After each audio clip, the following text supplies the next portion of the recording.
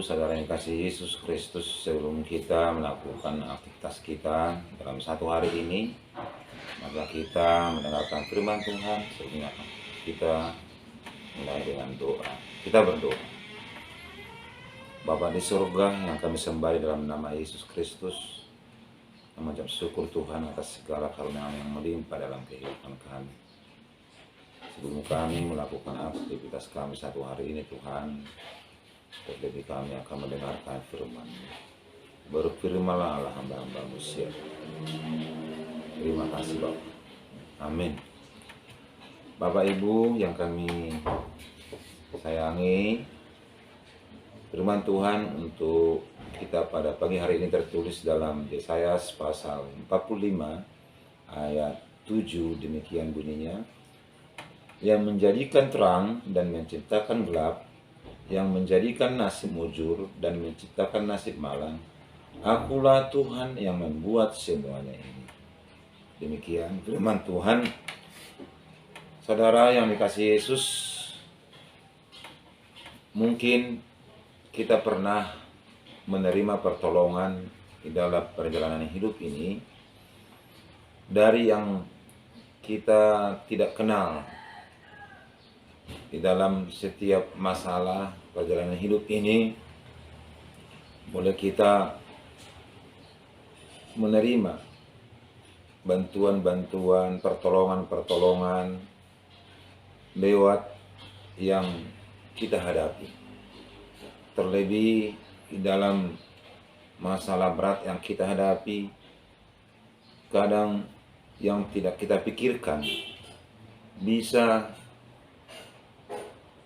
kita terima, sehingga tentunya kita melihat itu semua di luar pikiran kita, di luar jangkauan kita.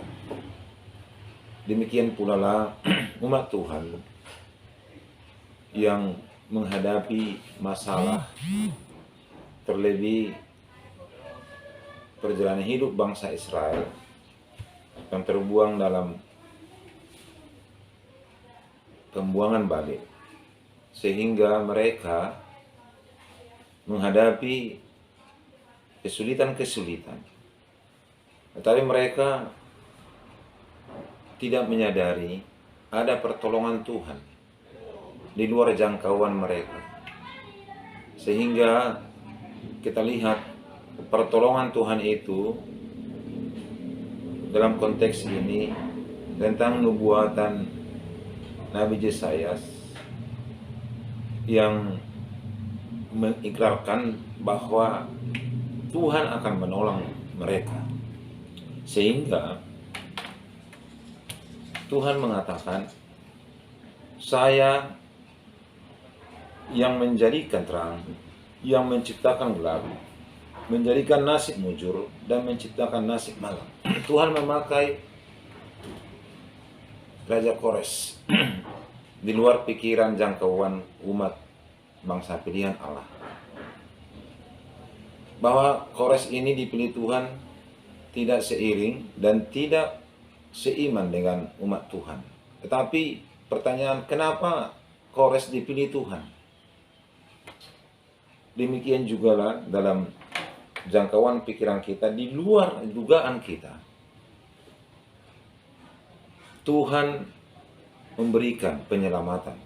Tuhan membebaskan, mau membebaskan bangsa Israel dari perbudakan dari Babel. Tapi mereka tidak melihat itu. Sehingga dipilih Tuhan Raja Kores untuk membebaskan umatnya, bahwa Tuhan menyayangi umatnya terus. Bagaimanapun tingkah laku,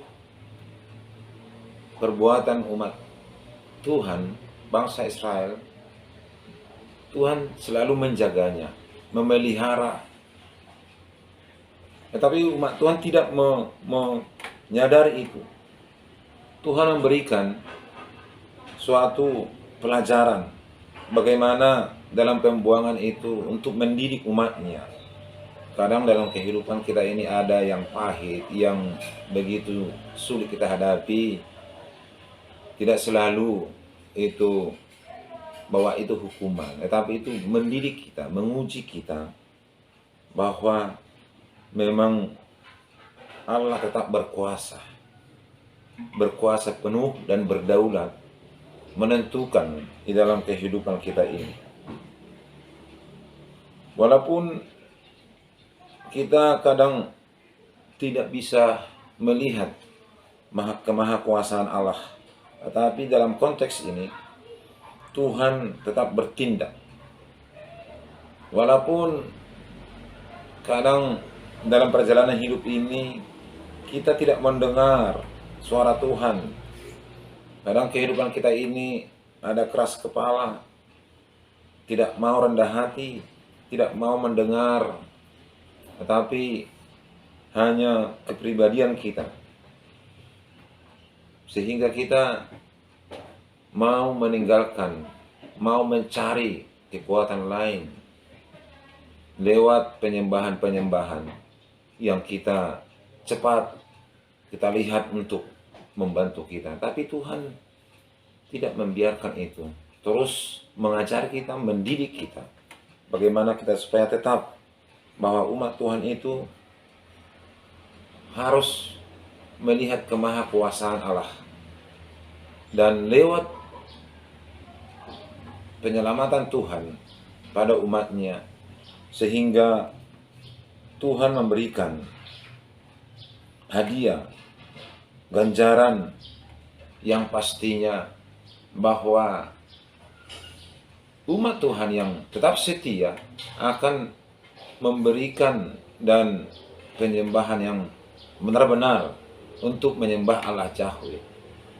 Yang setia tetap walaupun menderita, walaupun banyak menerima kesulitan, tetapi dia setia kepada Tuhan, Tuhan akan memberikan hadiah, ganjaran